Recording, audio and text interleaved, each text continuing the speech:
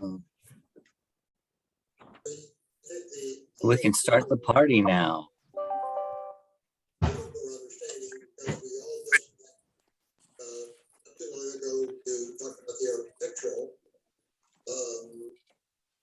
Welcome, everybody. Thanks for joining us this evening. Just getting everybody into our Zoom room, and we'll get started here in just a sec.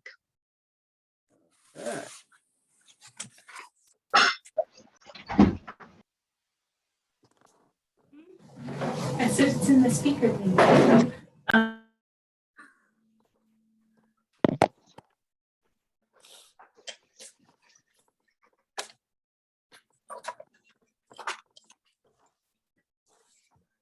And you can see our speakers this evening have their videos turned on, so you can see some of their friendly faces that we have joining us this evening as we kind of get started here.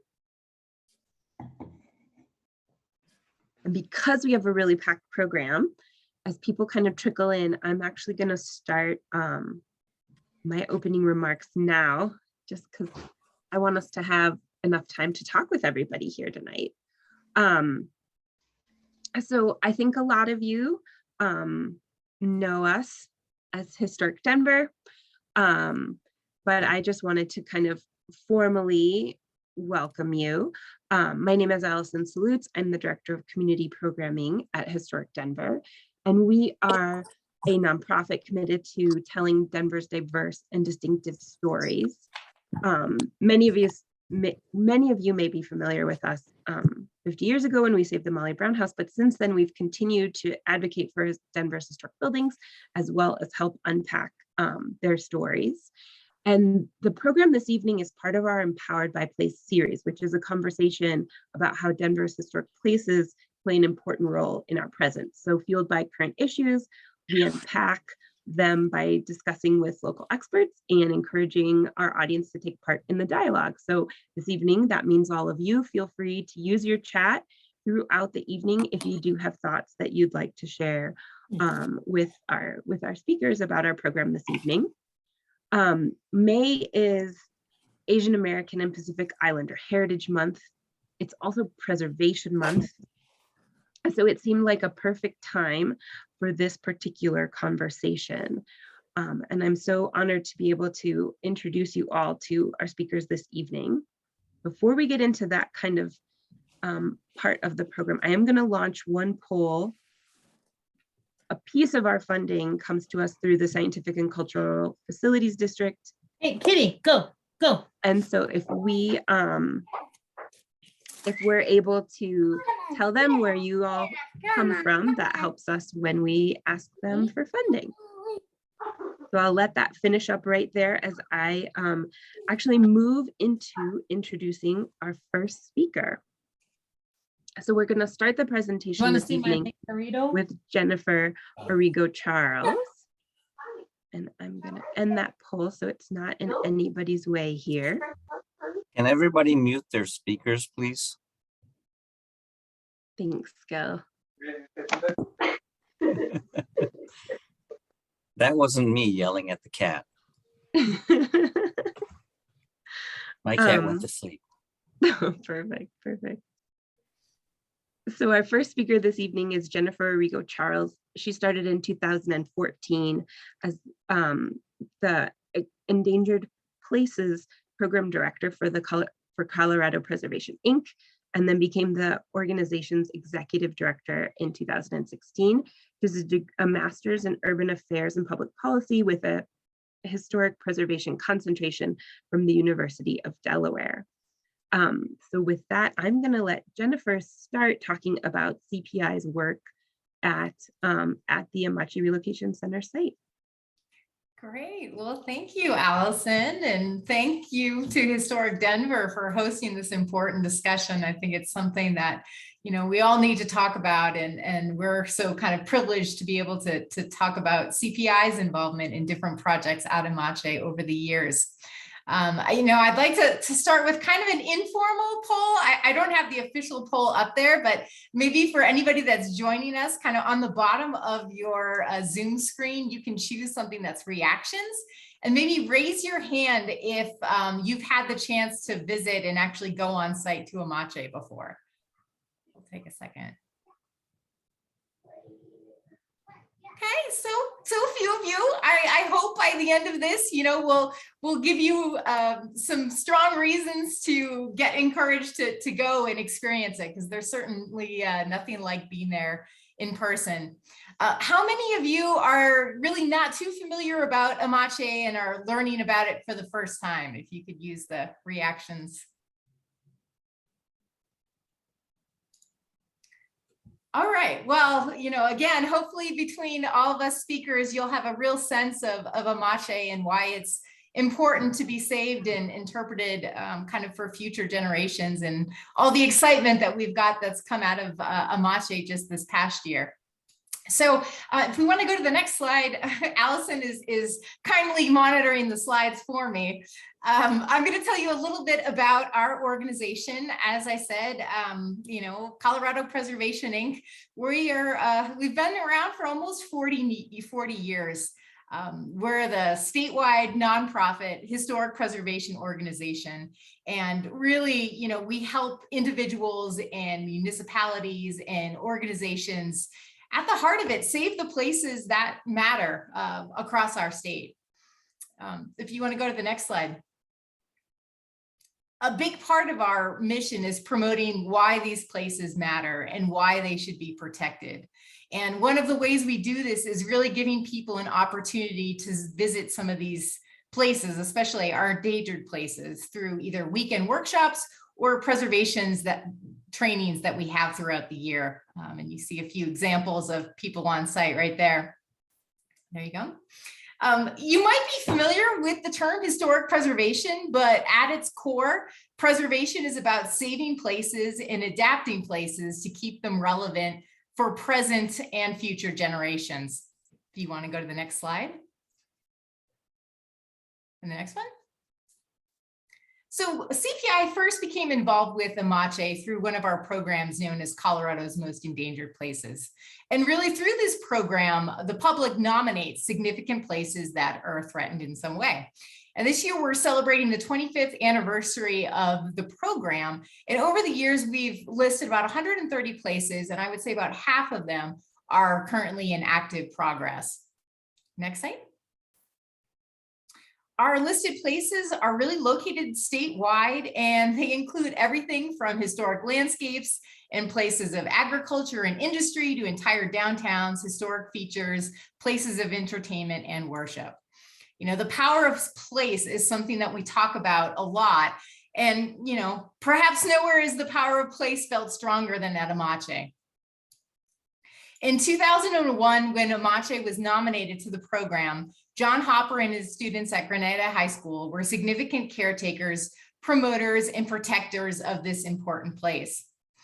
For those of you who have not had the chance to visit, it's located on Colorado's southeastern plains, about 2 miles east of the town of Granada.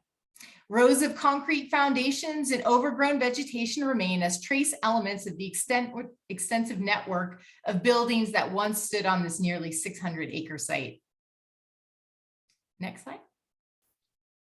And there you kind of see in 2002, those are just some kind of shots of Amache before a lot of the building reconstruction was done there. All right, next slide. So between August 1942 and October 1945, Amache operated as one of 10 internment centers established by the War Relocation Authority following President Roosevelt's Executive Order 9066, which authorized the exclusion and forced evacuation of Japanese and Japanese American citizens from the West Coast. The order was fueled by fear after the attack on Pearl Harbor and resulted in the internment of nearly 120,000 Japanese Americans. And so you can kind of see here in the two maps, one that shows that exclusion area where they were forced to leave, as well as the states that have the 10 different internment locations, one of which is in Colorado. All right, next slide. So at its peak, Amache held 7,341 internees, making it the 10th largest city in Colorado at the time. In 1994, Amache was listed on the National Register of Historic Places, and it became a National Historic Landmark in 2006. And of course, I'm sure you've seen it in the news this year as President Biden signed a bill that would move it forward to being one of America's newest national parks. So tonight, I know some of the speakers are going to talk a little bit more on the history of Amache, but I'm going to really look at the landscape itself and the efforts that have been undertaken to interpret and promote this important place. So next slide. So this slide shows kind of a map of Amache, which consisted of 30 barrack blocks, an administration area, a motor pool area, military police area, a hospital complex, and a warehouse area. And the next slide. The buildings themselves were hastily constructed between June and November of 1942 to prepare for the arrival of the internees. Over the next 3 years, internees adapted the buildings and landscapes to establish a sense of normalcy. In all, 556 buildings were constructed as part of Amache. Next slide. Once the war ended and Amache closed in October of 1945, the buildings were declared surplus by the government. The land was sold to the town of Granada, and the buildings were offered for sale in an effort to clear the site. Next slide. So many of the projects that I'm going to talk about today came out of funding from the Japanese American Confinement Sites Grant Program, known as JAX, that came through the National Park Service. This program specifically awards funds for the preservation and interpretation of the 10 confinement sites. These funds have been supported by contributions from Colorado's State Historical Fund, which granted over $500,000 in funds to date, the National Trust for Historic Preservation, the Gates Family Foundation, and the National Endowment of the Arts, to just name a few. And as you can see here, just as the funders are large, so are the list of players and significant stakeholders that have kind of changed and adapted over time. So, you know, this certainly doesn't list everyone that's been involved, but certainly a good majority. So next slide. So to start it all off, in 2007, the Friends of Amache organized a comprehensive interpretive plan that identified and prioritized future projects supported by the community. And this planning document really is what kind of guided all of the JAX grants and future funding that CPI applied for on behalf of the Amache stakeholders. So between 2010 and 2022, we've received 10 JAX grants for projects that were identified as priorities within the interpretive plan. Next slide. So as we said, you know, once Amache closed, the buildings were really put up for sale and advertised in local publications. You know, a preference for sale was given to towns, educational institutions, and veterans. Of the original 556 buildings, only 98 were sold and actually moved off-site. The remaining 458 were demolished by 1948. And then out of that 98 group of buildings that were sold, approximately half of them were dismantled and used for materials. So out of that, there really were only about 50 buildings that remained intact. So CPI received a grant from JAX to really start doing a survey. Next slide. For over about 2 years, CPI survey staff explored southeastern Colorado, including the counties of Baca, Bent, Crowley, Kiowa, Otero, Las Animas, and Prowls, as well as the adjoining states of Kansas and Oklahoma. And that's where we had seen a lot of research that kind of led to where a lot of these buildings would have moved to. Now, out of those original 50 buildings that we thought were still standing, we were able to identify 16 complete buildings that were located either on southeastern Colorado or really kind of the western Kansas area. Out of those that were left, 71% were found to have a high or medium degree of historic integrity, and about half of them were owned by entities that were willing to sell or donate them back to Amache. So you can see in these photographs here, these are just kind of a few of the properties that were located. And the hope that was out of this survey, we could either bring some buildings back or you know, have to recreate based on what wasn't in existence. So next one. So as part of this goal to interpret and bring back original buildings, the next phase was to really find a way to either reconstruct or bring back the guard tower and the water tank. Next slide. So these are some great shots of the water tank. You can see kind of from the platform of the water tank. That's where a lot of these early aerial photographs were taken. You can see its orange and white checkered pattern. That was very visible. It was actually the highest landmark in the area at the time. So certainly something that made people recognize from afar where Amache was. Next slide. Now, one of the amazing things was it was discovered that the original water tank actually still survived on a nearby private ranch about 20 miles south of Granada.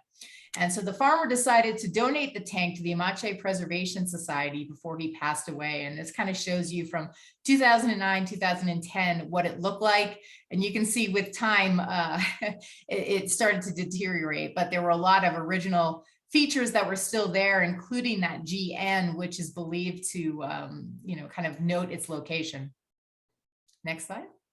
So due to the condition, it had to be really dismantled and moved, and it was rebuilt on site using as much original material as possible. And of course, reconstructing any elements that were missing or could not be salvaged. So these are just some kind of great shots of that process. And then the next slide. And then that shows you kind of as being, rebuilt the roof there and then kind of put on this new tower. I love that, that sunset shot. Next slide. And there you can see, the original foundation that was there where they kind of built the pillars for it and putting it up and together with the crane. All right, next slide. So near the water tank stood the concrete foundations of the guard tower. And the guard tower was one of 6 that was originally placed around Amache. And one of the features that is kind of uniquely characteristic to Amache is this octagonal design of the guardhouse. The original elements we couldn't find anywhere, so the tower was reconstructed using research, photographs, eyewitness accounts, and even some appraisal records. Next slide. Now, reports noted that the guard towers were equipped with searchlights and manned by military police guards armed with machine guns. The guard towers were constant visual reminders of the lack of freedom that was available to the internees. And this is a great shot that kind of shows a later project, the barracks, but the complete guard tower with even the searchlight in place that was, believe it or not, found on eBay. Next slide. And so over the years, interpretive signs were developed along with a driving tour and podcasts, and the different signs kind of looked at everyday life, different aspects of everyday life at Amache. Next slide. 10 stops were identified that really took people through the landscape, and you can actually still get a lot of this information. It's all on site still, as well as the website amache.org. There's a whole site dedicated to the podcast. So an important component to the interpretive plan was to give visitors the opportunity to step into a barracks to build appreciation for the cramped quarters and what it would have been like to have been there against your will. One of the original intents was to bring one of these original barracks that was identified in the building stock survey back to Amache. Unfortunately, as they started digging a little bit more, it was difficult to determine 100% that they did come from Amache, and specifically which block they would have been in and which foundation to put it on. So after a lot of discussion, it really was determined that instead of bringing an inappropriate building back to maybe its not original foundation, was to recreate a barrack building on site kind of at one block that was near the water tower as well as the guard tower. So you can kind of see on that bottom corner, that was one of the barrack buildings identified in Holly, Colorado, that initially they had hoped to bring back, but again, for those reasons, we decided to just reconstruct the barracks. All right, next.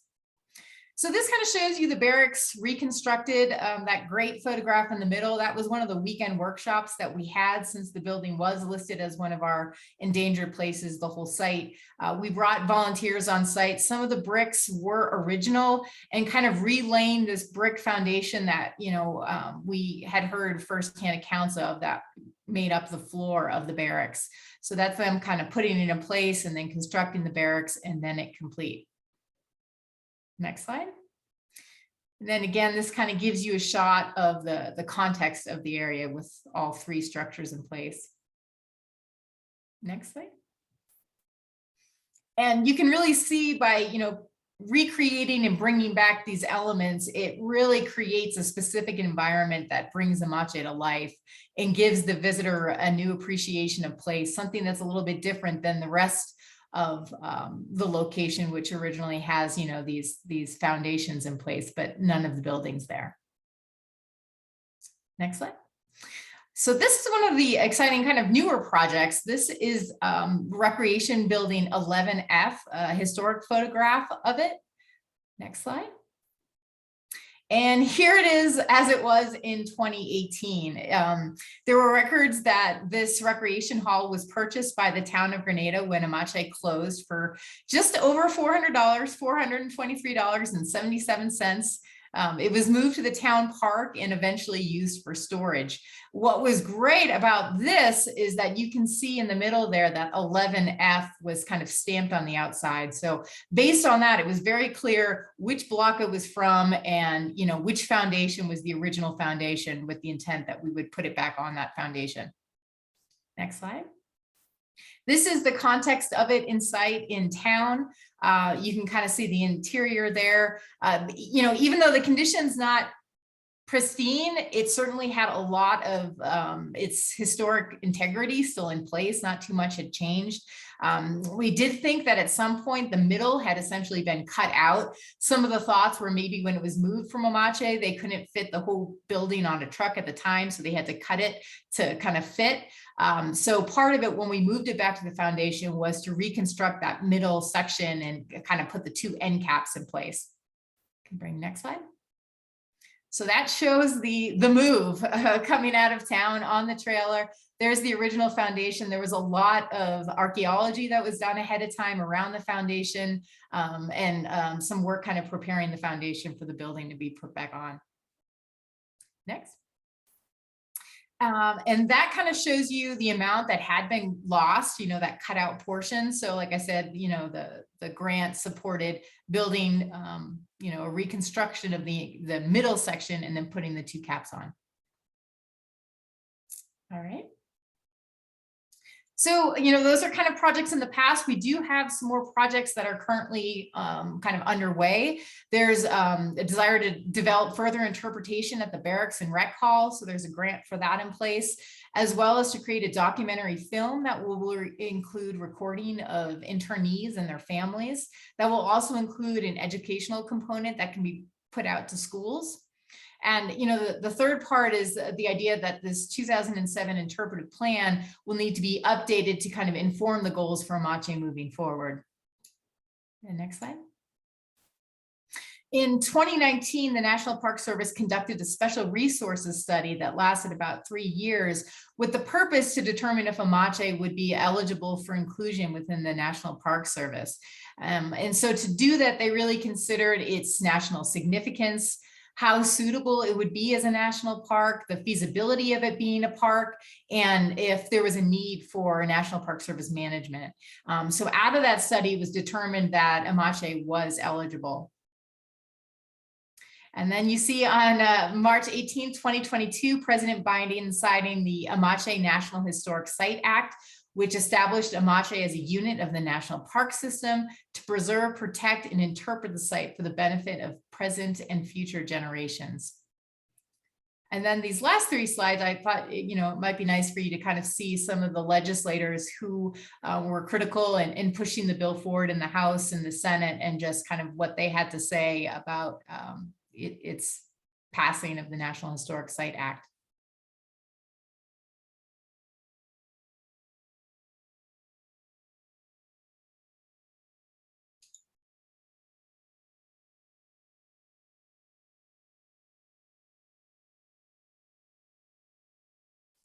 So that's our portion of it, as Colorado Preservation, we're just feel so honored that we've been able to have a part in this story. And, I encourage you, if you haven't been to the site, please go take some time. There's nothing like really standing there and really feeling that historic landscape. So thank you.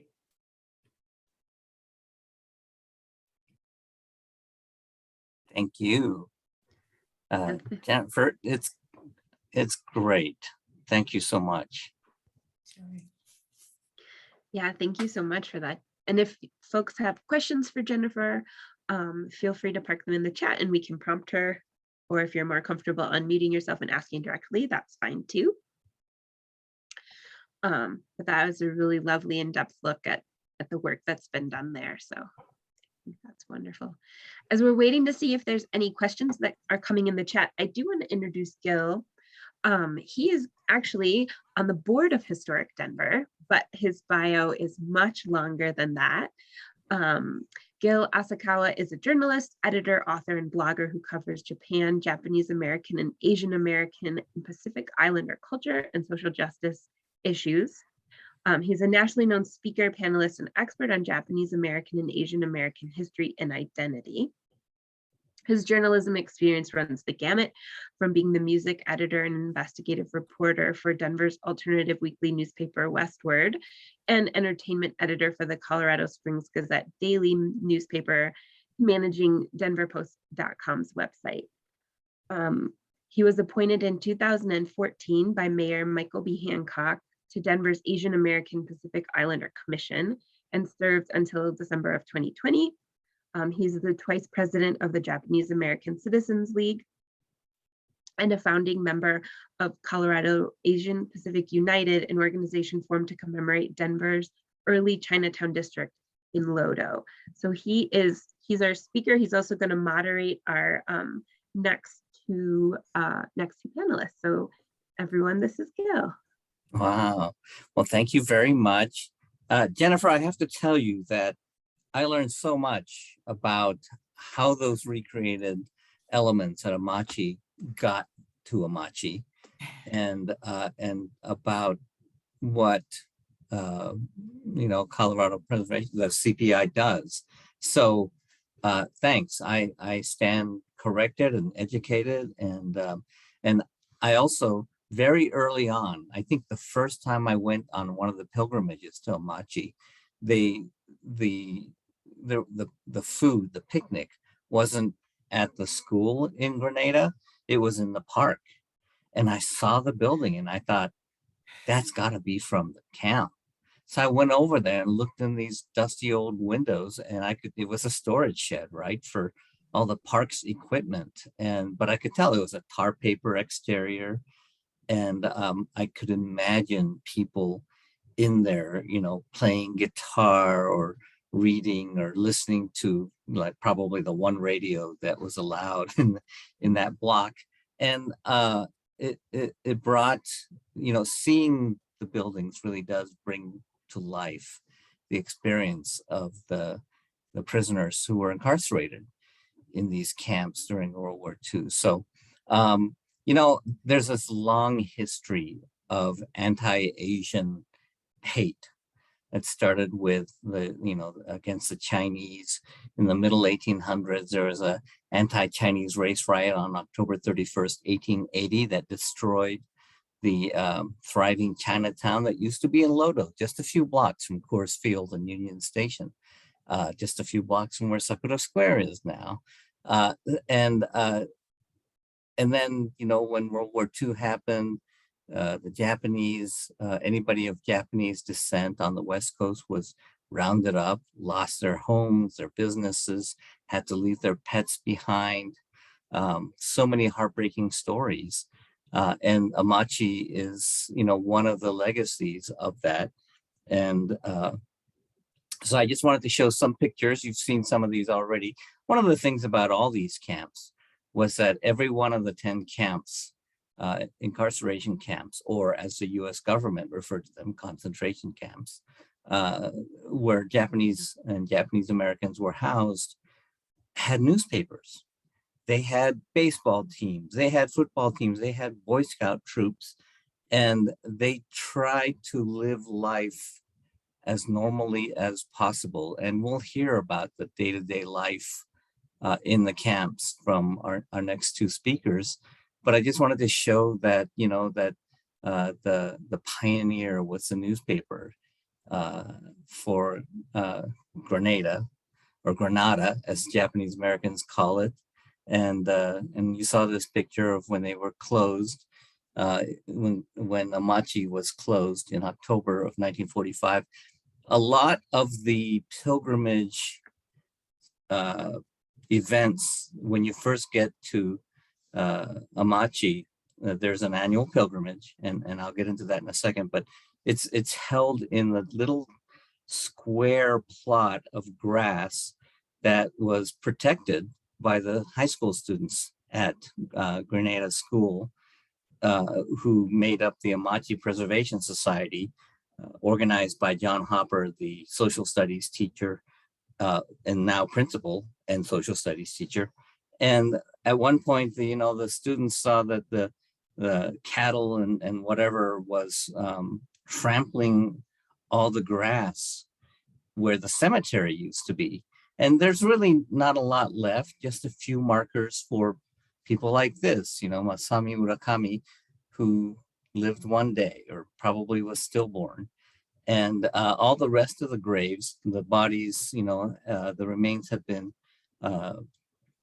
moved probably back to family cemeteries in California or Northwest or wherever they were from. But there's just a few forlorn memorial stones in this area. But there's also a large memorial for the people from Amachi, the men who left to fight for the US government. And, try to wrap your head around that idea of your family is imprisoned in a camp behind barbed wire with guns trained on them, but you volunteered to go fight the Nazis and the fascists in Italy during World War II, or you've gone, you volunteered and you're now an interpreter working for the Pacific Fleet in the Pacific, fighting against Japan, which has a whole other level of complication. But you're doing this as your family is locked up, and it's hard to imagine that. I'm going to also now focus, because we're going to talk about day-to-day life in Amachi and other camps. I'm going to focus now on kind of life in Denver. And these are two pictures of Japanese American community pre-war. The Colorado Times was a newspaper. Office was on Larimer Street. And this is a post-war picture of my wife's family. Great-grandmother and grandmother, and in the post-war years in Denver. After they moved to Denver, they were not in Amachi, but they were in the camps in Arkansas at the end of the war. And like a lot of Japanese Americans, they came to Denver in part because the governor of Colorado at the beginning of the war, Ralph Carr, who was a rising star in the Republican Party, was also a constitutional lawyer, an attorney from Southern Colorado, and he opposed these camps and rounding up Japanese Americans, and specifically Japanese Americans, the US-born children of Japanese immigrants, because they were American citizens by birth. And he said it's unconstitutional to round up American citizens without cause. And, just saying a Jap's a Jap, which was one of the sayings that the general who was in charge of the incarceration said. Just saying that wasn't enough for Ralph Carr. He was supposed to be running for president at some point. He was on an upward swing in the GOP, and he totally lost his political career by opposing the idea of incarceration. But what that led to was that a lot of Japanese Americans after the war, they didn't want to go back to the West Coast where they'd lost everything. A lot of them, their neighbors said they would take care of their homes and stuff, but they turned around and sold everything right away. And so they didn't have a lot to go back to. They came to places like Chicago for work, a couple places in the East Coast, because for some reason, Japanese Americans were good at being chick sexers. They could look at a chick and tell what sex it was for the chicken, poultry industry. It's a talent, it's a skill. And a lot of Japanese Americans came to Colorado, both to be farmers and to work in Denver. And there was a period in the post-war years when there were dozens and dozens of Japanese American owned businesses along Larimer Street, from where Sakura Square is now, 19th and Larimer, all the way to like 35th, 36th and Larimer, in what's today Rhino, fashionably hip Rhino. And these are just some of the businesses. Angel Beauty Salon, Spring Cleaners, Umeya Mochi, which is a mochi pastry confectionery store, Frank Azuo's photo studio, the Griffin Hotel. There were several hotels, there were lots of restaurants, and it was a thriving Japantown. You know, a lot of these businesses eventually faded away as Japanese Americans did go back to the West Coast. But the community was still there well into the 50s and 60s. There was, excuse me, there was something called redlining. If you know about urban planning, there was a policy in many cities where people of color, communities of color, were relegated to certain neighborhoods, not the good ones, but the ones where, you know, the powers that be decided they should live. And so what happened was the Japanese Americans, like the Chinese before them in the 1800s, middle 1800s, ended up living in parts of Denver along with African Americans in Latinx communities. And so this is a quote from a city report that was given to, excuse me, Mayor, I think, Quig Newton in the 1930s, where it says, in addition, about 75% of Japanese businesses have been confined to the 20th and Larimer Street area. The wartime rise in feeling, this is after the war.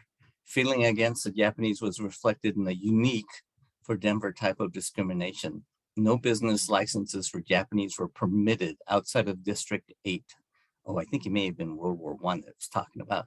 Although the licensing authorities say this ban has been lifted, it's significant that only 1 or 2 applications to do businesses outside the area have been filed so far by Japanese. So the Denver Police Department didn't hire Japanese because they didn't meet height requirements. One Ironworks company stated that the employment policy of the company is not to hire any Jews, Japanese, or Negroes. And JAs, Japanese Americans, weren't allowed to apply to beauty schools. Complaint was filed with a local agency declaring that all the Japanese American girls who applied to enter Denver beauty schools during 1945 and early 1946 were refused. The schools justified their refusals on the ground that such training was useless. So, you know, obviously they came back, they built a community, a thriving community, but still faced a lot of racism.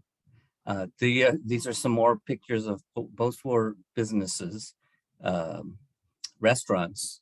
Fred's Pool Hall on the right here, the taller of the 2 buildings, was renamed Akebono in 1961. Started out as a pool hall serving Chinese food, Japanese food, and American diner food. And the Aoki family who ran Akebono moved the restaurant across the street, across Larimer Street, because this was between 19th and 20th on Larimer. They moved across the street in 1973 to the new Sakura Square. Isn't that cool? And when my family first moved to Denver, we ate at Akebono in Sakura Square. The Sky Cafe was also on Larimer.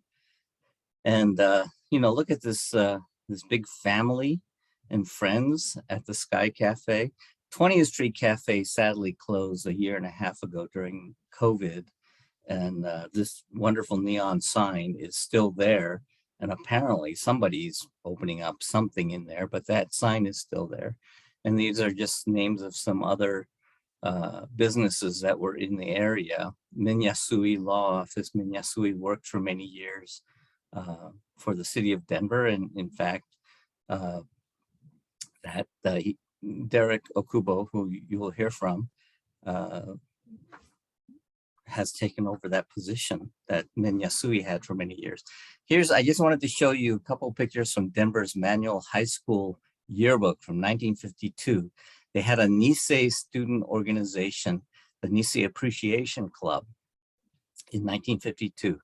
And the prom royalty for that year was an African-American young woman, and the attendants were Japanese American and Caucasian. I think that's really cool. And I think it's very significant. And, you know, Derek, I should have left this picture. I had a separate slide that has Derek's auntie, who's also attended Manual High School. I have his aunt from the yearbook that year. Since then, through the 60s and 70s, the Japanese American community has celebrated its culture and community, its roots, and its Americanness, right? With the Boy Scouts and wearing kimonos for celebrations, a street dance called Bon Odori or Obon every year. It's shrunk down to the parking lot now instead of on Lawrence Street, but it's still an amazing sight, and it's, you know, it's cool to be doing these and learning these dances. Denver Taiko was one of the first 5 taiko drum band groups in the United States when they formed in the 1970s. This picture in the middle is my wife with her mother, grandmother, and great-grandmother. And mother, grandmother, and great-grandmother were all incarcerated during World War II. 4 generations in one picture here. Sakura Square, of course, is where the Japanese American community is centered today. It was built in 1972 by Colorado's second licensed Black architect. It's being redeveloped in the next few years, and it was named by Historic Denver as one of the 50 actions for 50 places sites last year. And you know, I think people will be happy to see the new Sakura Square, which will continue to be a hub for the Japanese and Japanese American community, and in some ways, maybe even be more Japanese. So I'm looking forward to that. I'm currently working on a historic American buildings narrative to have documents and oral history on file at the Library of Congress for the National Archives about Sakura Square. So there's going to be a whole record of how Sakura Square was built, what it means to the community, and I think that's very important. So I mentioned the annual pilgrimages. It's the Saturday before Memorial Day every year. The first camp pilgrimage began in 1969 at Manzanar in California. It's the most famous of the camps because of the 1970s novel and late 70s TV movie, Farewell to Manzanar. But the first Amachi pilgrimage was in 1976. This is a picture of the memorial that has the names of all the people who went and fought in Europe during World War II. This is kind of the crowd at the Granada school. Adele Arakawa, who is Japanese American, was for many years the most popular anchor on Denver News. Before she retired, she went and covered the Amachi Pilgrimage. Each year's pilgrimage is held the Saturday before Memorial Day, as I said, and you can go to amachi.org to let them know if you're interested in going down there. They have a bus that goes down there, but it's already booked up. My wife and I drive down there typically every, when we can, and we'll be going this year for sure. This is Bob Fujigami, who was a child at Amachi, and that's a picture of that guard tower and water tank with Channel 9 doing a story about it. This is an older picture of the Amachi sign. I like it because it's just so funky. But here's a picture of that constructed reconstructed, I guess, barrack building with the guard tower, and it's quite a sight. It's very inspirational to go there. Also, every February, around February 19th, which is the day on 1942 that President Roosevelt signed Executive Order 9066, which led to the incarceration of more than 110,000 Japanese Americans, or Japanese and Japanese Americans. The communities across the country hold a day of remembrance. The Mile High JACL, Japanese American Citizens League, has been doing this for a couple of decades now, and it's held at History Colorado. And Allison was very helpful to us at History Colorado when we first met her. And this is one of the speakers one year, I think 2018. And the focus was about incarceration of Japanese Americans, but also the family separation at the southern border during the previous administration. So this is an important day. Watch for that in the second week of February. The Day of Remembrance is a powerful event to go to. And then the Saturday before Memorial Day, please think about going down to the pilgrimage. This year really will be different and special because of the legislation that's been signed. Hopefully by this time next year, Amachi, the land would have been deeded from the town of Granada to the National Park Service, and it'll be even more officially a national park site. And so we're all looking forward to that. But this year's pilgrimage, I wouldn't be surprised if some politicians happen to show up and give some speeches. I think it's going to be a big celebration. So it's going to be very, very powerful and a special day. So thanks for letting me talk your ear off. This is my blog. It's called nikkeview.com.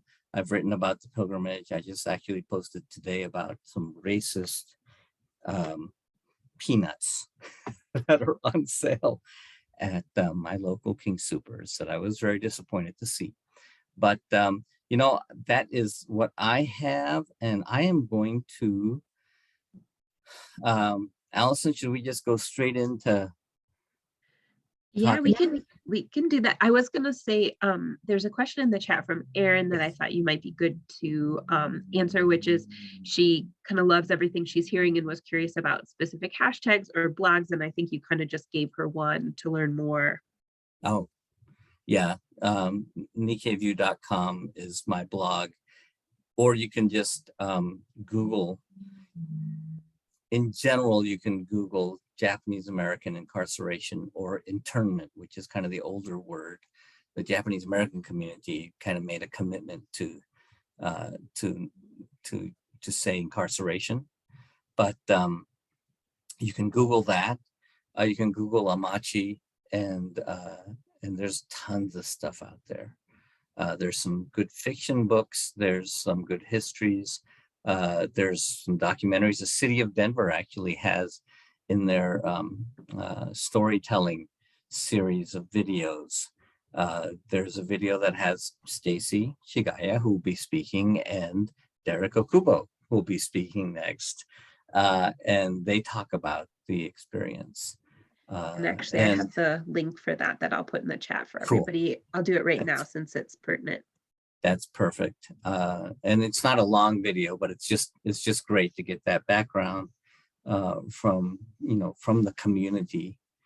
So yeah, I'm looking forward to this year's pilgrimage for sure, and I hope that we can see some of you. I know somebody on one person on this Zoom is from Washington, D.C. So Christina, I don't think you'll be there, but you were there last year. So thanks for going down there and visiting.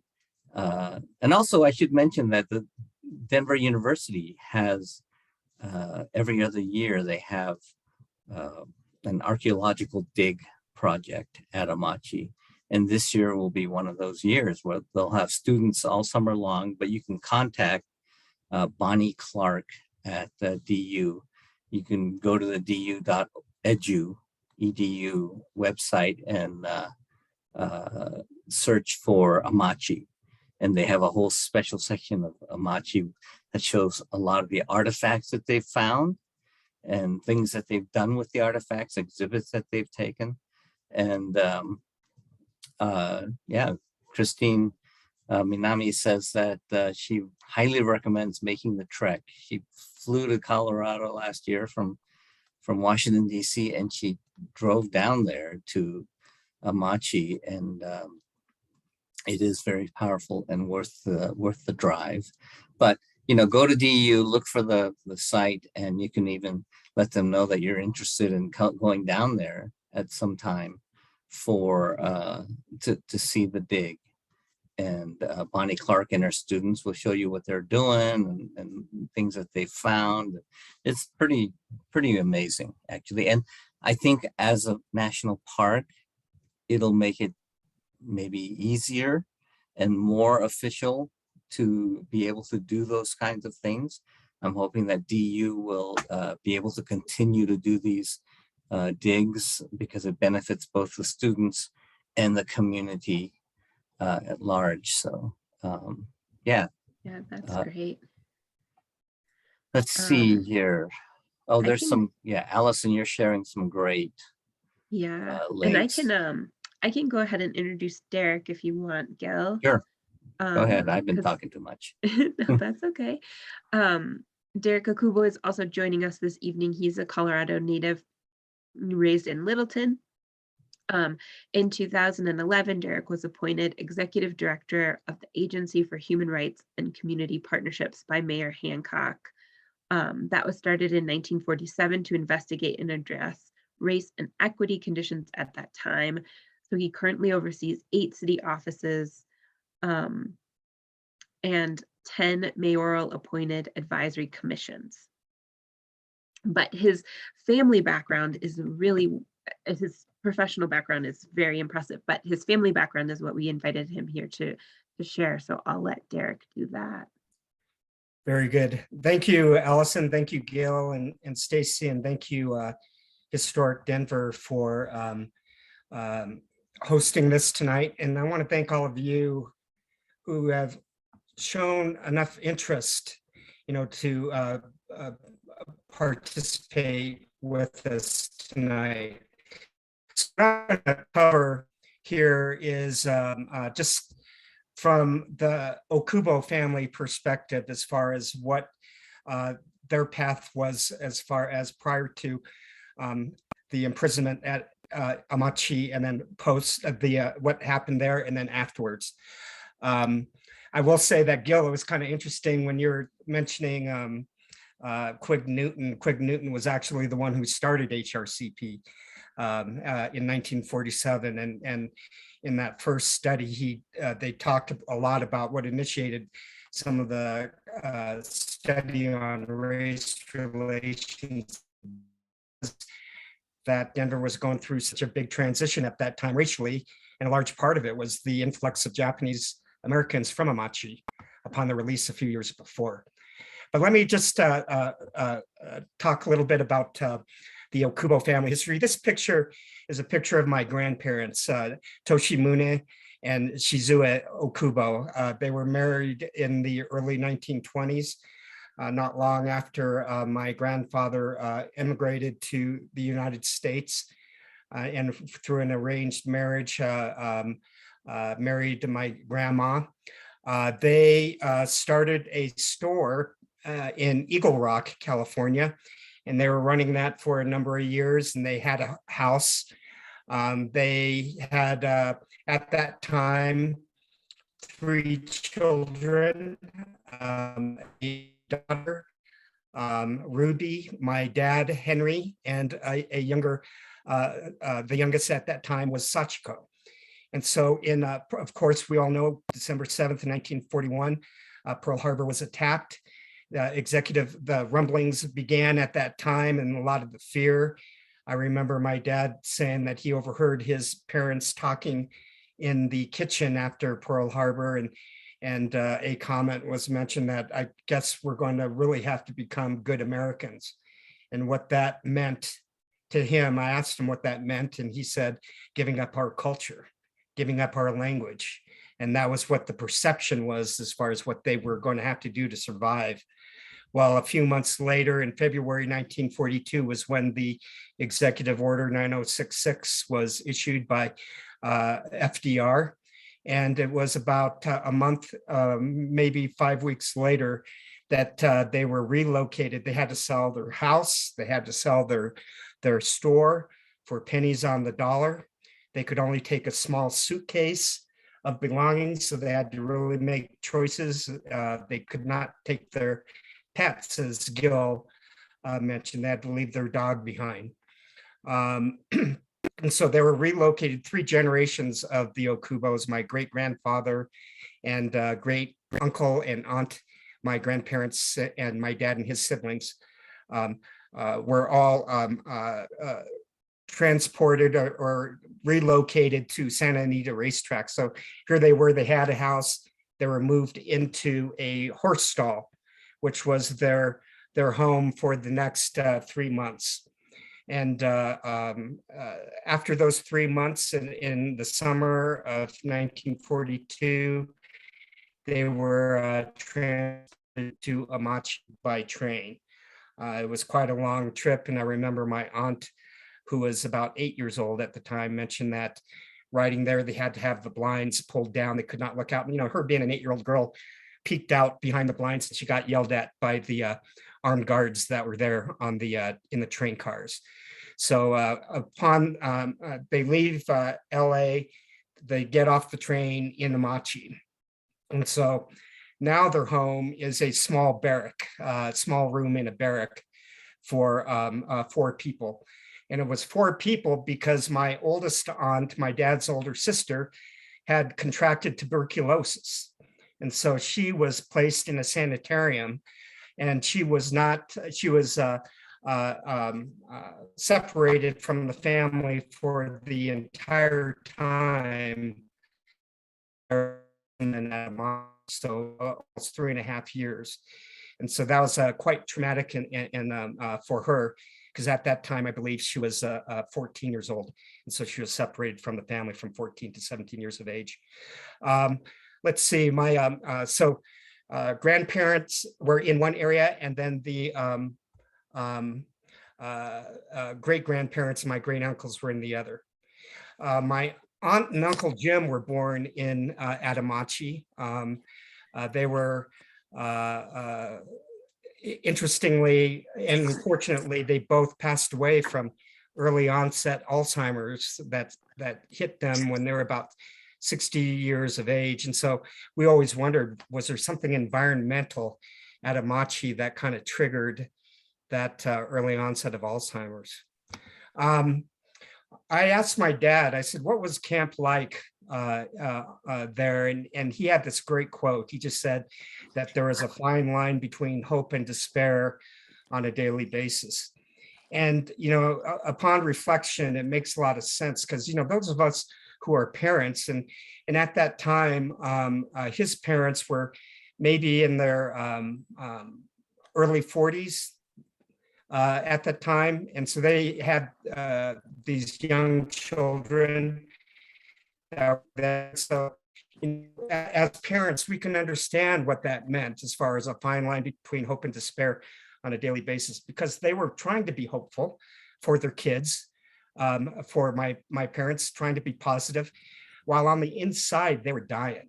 You know, they just did not know. Here they were, they had this store, they had this house, all taken away. They did not know what the future held.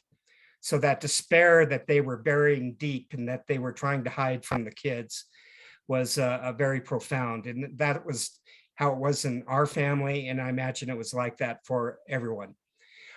My dad would explain to me that the experience was quite different for him, being a 13-year-old. He was there from 13 to 16 years of age, than it was for his parents, because he was with his friends. And he did not have the same sense of loss that his parents were experiencing. So he was very clear that there was a very big difference between him and his parents' experience. The camps really caused, and at the assembly centers at Santa Anita and also at Amachi, really caused a serious disruption to the nuclear family environment, because there were all the privacy that they once had, living in a house was gone. The kids wanted to spend time with their friends. There was a communal mess hall that they would eat at with food that was unfamiliar and would often make them sick. There was a communal latrine. It was a public showers and toilets as well. The living quarters were just one square room. I believe theirs was around 12 by 12 for 4 people. So it really disrupted any sense of nuclear family, the environment that they had. Still, though, they tried, the prisoners there at Amachi tried very hard to create a community. They had community clubs, they had events, they had schools, they had gatherings, they celebrated holidays, that type of thing, despite the fact that they were behind barbed wire and with armed guards that were watching them. The kids, my parents, my dad and his sibling went to school, public school, and they had some very incredible teachers. My dad used to still talk about the teacher he had, who he credits with really changing his life and keeping his hope alive for the future. My grandparents worked in the fields and also did odd jobs as far as in the stores and in the schools. One thing that was unique about Amachi is that they were very good as far as growing their own produce. And so there was a lot of agricultural work that was done right outside the barbed wire. My father graduated from high school early at age 16 because he said that during the summers you had a choice of either going to school or digging ditches. He dug ditches for one day and decided that he wanted to go to school instead. So he ended up graduating early, and upon their release in early fall of 1945, they moved to Denver. They had nothing to go back to in Los Angeles. They, like other community members, when they had some valuables, and they stored them in the Buddhist temple there in Los Angeles, which is now a part of the Japanese American National Museum. Well, the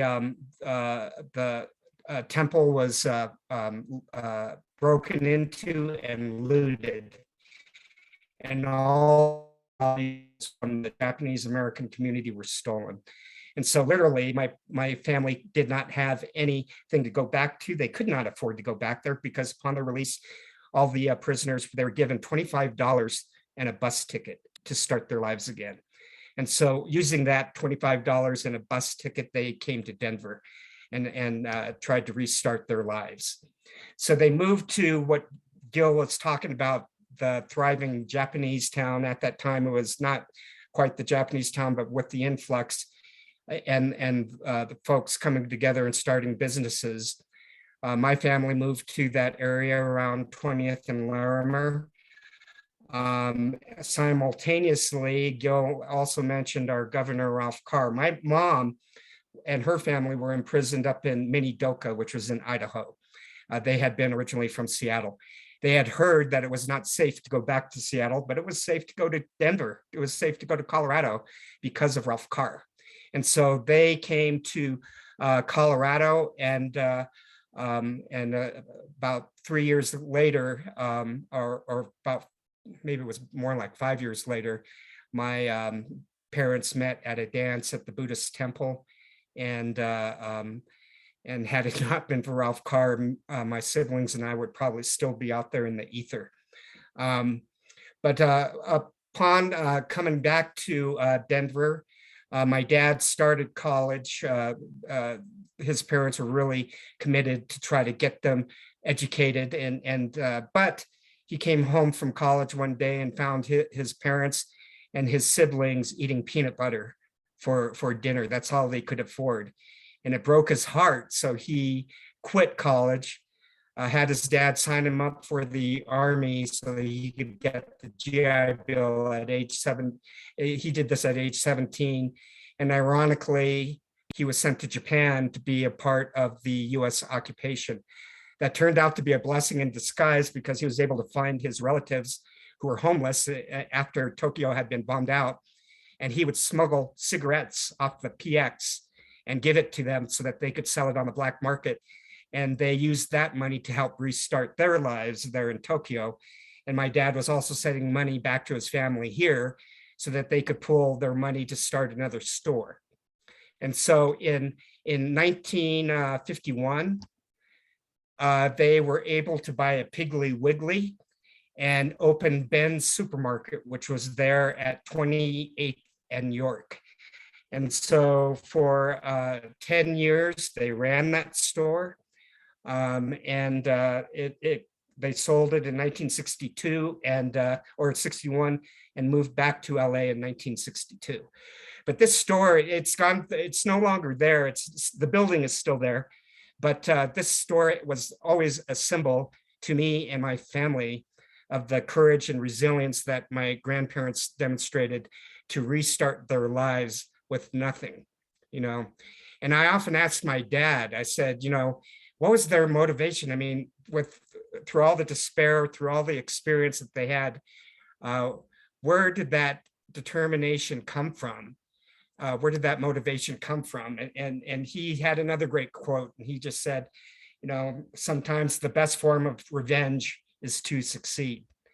And in talking with my grandmother, when I asked her about the camp, I saw a face, a look that I had never seen before. And this was when I was about 22. And she just, it was a look of disgust, anger, and she just shook her head and got up and left the table. And so that response, without even any words, told me more about what she felt about the internment camps, concentration camps that they were imprisoned in. So when my dad told me this, it made all the sense in the world. The government tried to take things away. The US people tried to take things away. And so they were just determined to prove them wrong and to succeed. And that was their motivation. So just in closing here, I remember talking with there was a documentarian, Don Dexter, many years ago, and he did a documentary on Amachi. And he said, tell me more about this experience that was defined the Japanese American experience in the United States. And I meant, you mean the internment camps, the concentration camps? He goes, yeah. I said, no, that was not the defining experience of Japanese Americans here in this country. The defining experience was that happened to them, very unjust, unconstitutional. The defining experience was that they did not let that stop them. They used that as a motivation. They used their anger as a motivation to move forward, to think about their descendants. Here I am, a generation and a half removed, and I've had the opportunities that they only dreamed of. I'm experiencing the life of an American that they had hoped for. And so that is the defining experience of the Japanese Americans in this country, is that determination that they demonstrated after this had happened to them. So with that, I'll close. Wow, thank you, Derek. Very powerful and very moving. Although I've known your family story, and I've met your mom, and it's always powerful and emotional to hear it from you, and it humanizes that experience, that awful experience of incarceration, we're so glad and lucky that you're here in Denver to talk about Amachi. So let's go to Stacey. I don't want to take up too much time here. We're kind of getting towards the end of our time, but Stacey Shigaya. Let's see here. Derek, why don't you stop sharing your screen? Yeah, let me try to get up there. There And we then go. there you go. And then Stacey, why don't you tell us about your experience, and then maybe we can have a discussion, a few minutes of discussion and Q&A afterwards. Sure. I'm very grateful to be here. I want to thank everybody for tuning in to this Zoom. My name is Stacey Shigaya. I'm a third generation Japanese American. It's called Sansei is what it's called. I am the program director for Sakura Square LLC and Sakura Foundation, which is what has been alluded to in the previous with Gil. It's at 20th and Lawrence. I am the proud mother of a son and a daughter, and the proud daughter of Ruby Sagara. Her maiden name is Fukuhara, and Doug Sagara. I'm going to talk to you today a little bit more about how the camp, being in a camp, affected not just my parents, but my family as well. My mom was born in Sacramento, and she was incarcerated at Topaz and Tule Lake. And my dad was born in Washington State, and he was interned at Heart Mountain, which is in Wyoming. So growing up, my parents raised myself and my two siblings. I'm the youngest I have an older sister and an older brother. And we were raised to be very Americanized. The three of us have Anglo first names, Anglo middle names. We were brought up in a Methodist church. It's Simpson United Methodist Church. It's in Arvada, Colorado. And fortunately for me, its congregation is mostly Japanese American. And so through the church experience, I was able to participate in some cultural activities like Hinamatsuri, which is Girls' Day. And that's one of the ways that my family kept the Japanese culture going within our immediate family. I remember asking my mom one day when I was probably in middle school, if I could take Japanese language lessons. And she kind of kept putting me off. And finally she said, no, it's kind of expensive. It's on Saturday and we'll have to drive you there. And so that didn't happen. And I wonder if part of the reason why it didn't happen is because my parents didn't feel a need for me to speak Japanese because they wanted me to fit in. They wanted my siblings and I to assimilate and not to be discriminated against or seen as less than because we were Japanese because of what happened to them. So, one of the things that has words or phrases that has come up recently is generational trauma.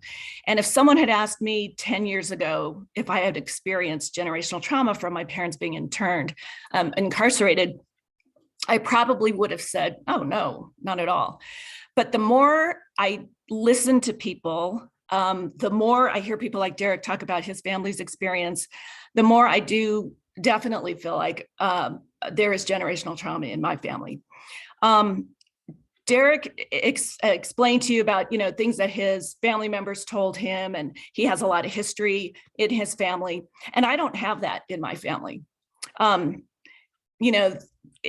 get kind of choked up like I am now, and I own if I start crying, I own these tears, because when your parents go through something like the internment, where, as has been stated before, you have committed no crime, you're called out because of what you look like and your ancestors, and and then you have to go somewhere, you don't know how long you're going to be there, you leave everything behind, you end up being in this desolate camp for 3+ years. That has a huge effect on you, obviously. Even though my parents were able to, after camp, meet and start a family and have a good life, they're both deceased, which is part of the reason why I get choked up. The way I see the experience of being interned affecting me is the way I was, my parents parented my my brother and sister and I. So for example, they would, there's certain things that they would say or do that at the time I really didn't think anything about it. But now that I'm older, I can attribute it to their experience of being in the camps, because when we would go someplace and my mom would be mistreated, or, we'd go to a restaurant and we wouldn't get good service right away. My mom's, her first emotion was they're discriminating against me because I'm Japanese. And so as a child, or mostly as a teenager, I would be like, oh gosh, mom, come on, that's not really what it is. But now I have a much better understanding of why she felt that way. My dad was very fortunate when in 1994, he was able to participate in a project to go to Heart Mountain and dismantle one of the barracks and move it to the Japanese American National Museum, where it is a permanent exhibit today. And that was something that at the time he was, proud to go do, but he didn't talk about it once he came back, and we really didn't give him the acknowledgement that we probably should have for doing something like that, because now thousands of people have gone through that exhibit and have seen what happened in the camps. And one of the stories that I found out secondhand was that during that project at the very beginning, when he walked into the barrack before they dismantled it, he looked up at the bare light bulb in the ceiling and was so overcome with emotion that he had to step out. And he was a kind of person when we were younger that he really did stuff those feelings in. So I couldn't have asked him questions that Derek asked his dad, because my dad would not have responded the same way. He probably would have not answered at all, is what my guess is, or just kind of, gave some kind of excuse to not talk about it. And so, part of the reason why, for me, it's so important that not just Amachi, but the other 9 camps in our country be maintained, be given the status that they deserve. And I'm so grateful to John Hopper and the Amachi Preservation Society for what they've done for Amachi. But the reason why it's so important is because we've seen all these pictures from the slides, and you can go watch a movie, you can read a book, but as I think it was Gil who alluded to before, until you go and you step on that ground and you look out at how many barracks there were, that is something that's extremely powerful. And I was fortunate to go to Amachi a couple of years ago. And even though it was a different camp than what my parents were in, it was so moving. And it was, it gave me a better appreciation and connection to what they went through. And actually another time that I had a connection to what they went through was at 9/11.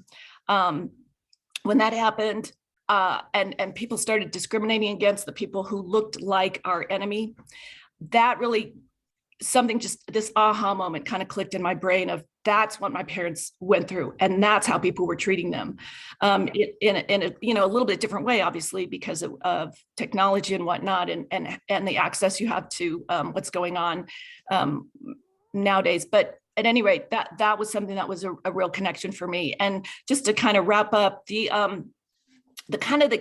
key takeaway I hope that you all have from this evening, and if you go read a book or watch a movie about the incarceration, and as a matter of fact, one book that's very new, it's called Facing the Mountain by Daniel Brown. I read it a couple of weeks ago, and it's excellent. He also wrote The Boys in the Boat, and that's a really well-read book that has come, I think it came out about 15 or so years ago, but it really gives you this feeling of being there, which is one of the things that's going to help us as a society to feel a better connection to each other, so that we can relate to each other. That's one of the reasons why it's so important for Amachi to be a place where people can go visit, because we don't teach about the incarceration experience enough. I met someone in college from Arkansas where there are 2 camps who knew nothing about the internment, and I was appalled.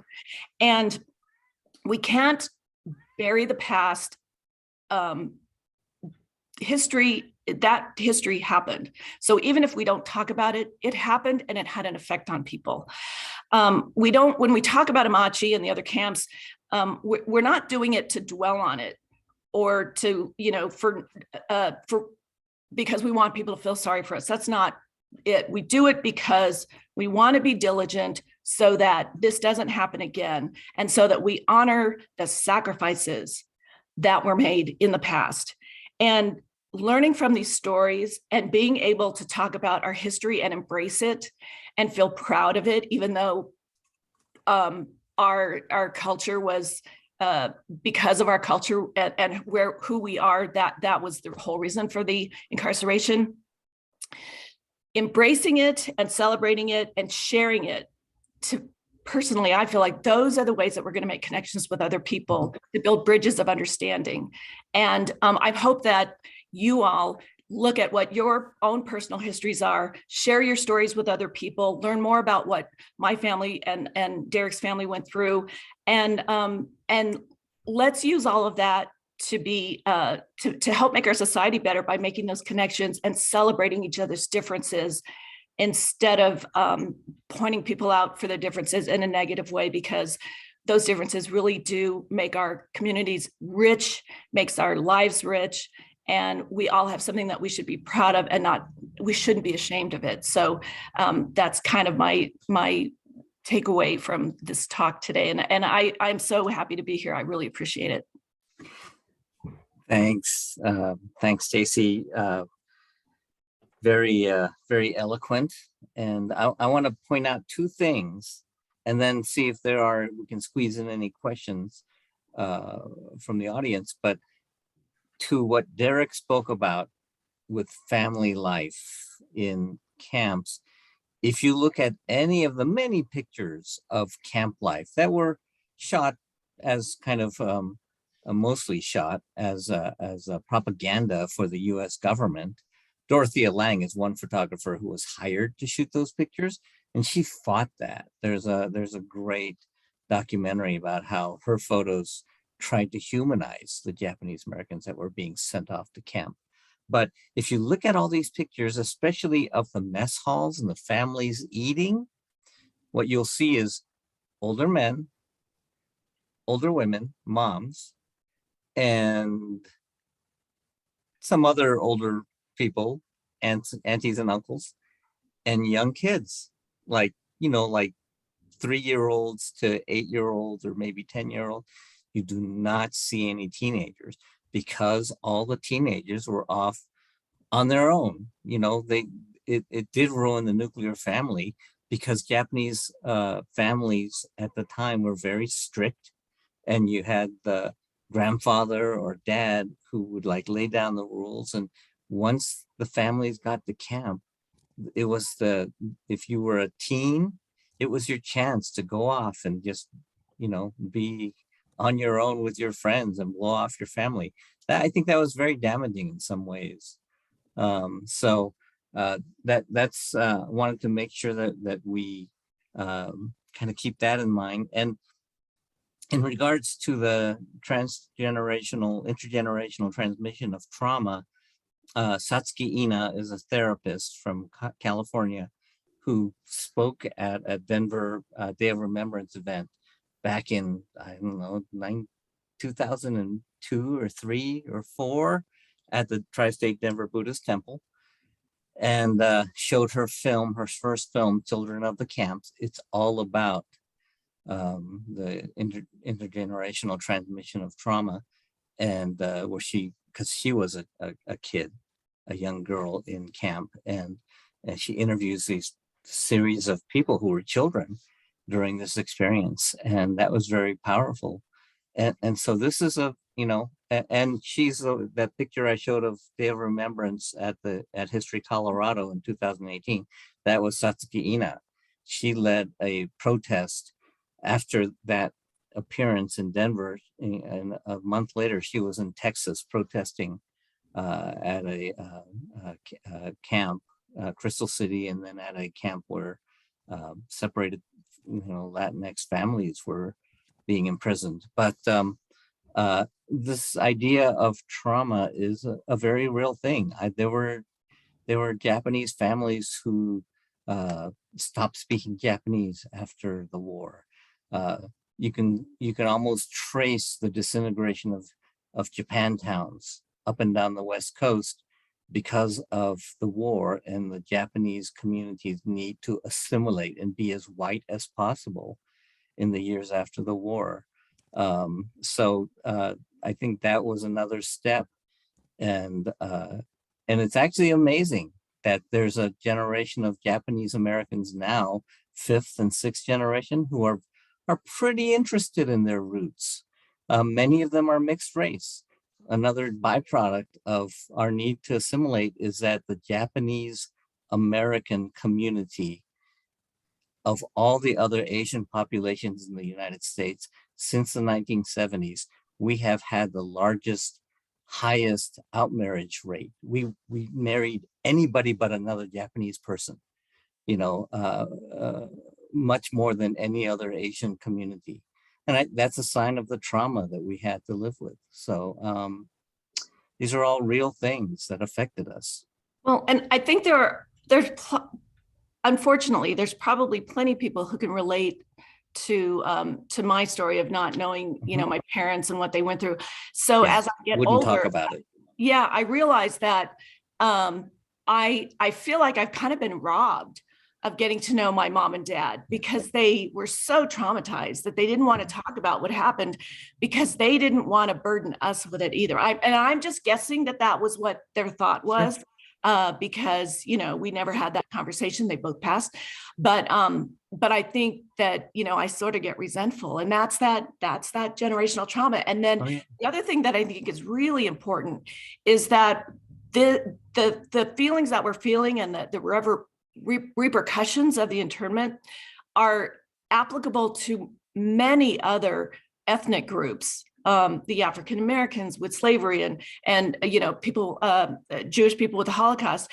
It's different levels, but it's still generational trauma, and it's still something that, again, we can look at and kind of stitch together our experiences so that we share them, and we have empathy for each other, and we don't look at each other as so different, and that's something that's going to heal us, I think, as a country. It's also worth our indigenous community too, as far as the generational trauma. And I'll just say that the reason why my parents talked about it was for our own protection, because my brother was called a liar by his teacher when in elementary school, when he brought this up, and his teacher said, "That never happened, you're lying." Came home, told my mom, she went through the roof. And at the dinner table conversation was that my dad then said to my mom, we're going to have to talk about it. And so they ended up speaking with the principal and presenting on the camp to teach the teachers, which started my activism, because I saw it right in front of me. Activism isn't just screaming and yelling, it's acting, and it's to create change. And so I learned at a very early age what activism was about by watching them and how they responded. Also worth noting is that when 9/11 happened, within 2 days, the Japanese American community across the country banded together and made public statements. In Washington, D.C., all these organizations made public statements of how, do not do anything to Muslims like you did to Japanese Americans. We stand with Arab Americans, and that was a very powerful statement on the part of Japanese American leadership, that we came out and said, this was a terrible thing, and you can't blame Muslims as a group any more than you could blame people of Japanese heritage. There was after all this paranoia about the Japanese and a Jap's a Jap, and spying and sabotage. There was not a single instance of Japanese espionage or sabotage during World War II, Japanese American in the United States. So, our community learned that lesson the hard way. And we really, within a couple of days, came out to defend the rights of Muslims and Arab Americans. I thought that was really important of us. So. And now there's a big collaboration with the Japanese American community and the African American community for redress. That's a whole nother Zoom meeting, but that, again, that collaboration, because that shared trauma has this, this invisible tie between the two groups. And I think that's really important. Cool. Sandra, thank you very much for this comment about Nikkei artist friends in the Bay Area who do activist art. So Naomi Judy Shintani, is that one person? I'll have to go check that out. And the time is pretty much up. Are there any questions or anything we can address very quickly before we go? Looks like we've. Yeah, I think we were trying to answer some as we went that were coming up. And I think we got a few of the ones that were asked covered, but yeah, we do have a little bit of time if anyone does have an additional question for any of our panelists. I'm just so thankful for all of you for being here, for sharing your story. I think it helps so much understand what happened then, what happened, and now we know this kind of larger story of, we know there were families that were interned and then they came to Denver, but I think hearing these specific versions of that story make them so much more meaningful. So yeah, and also keep in mind that this idea of distrust and hatred of Asians, including Japanese Americans, is not new, and it hasn't stopped. So there has been a spike in anti-Asian hate speech and hate crimes, especially since COVID, came upon our kind of common radar, and the idea of the Kung flu and all these racist terms, it makes it really easy to target Asians, and we end up being like, we're all just Asian, or we're all just Chinese. And I grew up with even as an adult, ignorant people yelling at me on December 7th, go back to Japan, go back to China, you sneaky Jap, remember Pearl Harbor. I can't tell you how many times I heard variations of that in my life. And it's just infuriating, but it still goes on, and different targets, anybody who's Asian. And, obviously we have many Asian immigrant communities now, many first-generation immigrant communities from Asia who are going through some of those same things that we all have as Japanese Americans. So reach out, like Stacey says, build some bridges, talk to people, and try to understand each other. Wonderful. Thank you so much. I'm putting a link to our event calendar in the chat. If you liked this program, we do Empowered by Place 4 times a year, so please join us for another session. And then, as we said, it is Asian American and Pacific Islander Heritage Month, as well as Preservation Month. So we do have a number of other preservation focused programs coming up that you might be interested in checking out. We recorded our program this evening, so we will have it up on YouTube, and we'll be sharing that with everybody that's registered. So if you missed anything or need to hear anybody's story again, you'll have that opportunity. Thanks, Allison, for bringing us on, and Jennifer for teaching me about everything that CPI does. And Allison, I'll see you at some historic Denver event or board meeting or something soon, I'm sure. Wonderful. Thank you. Yeah. all.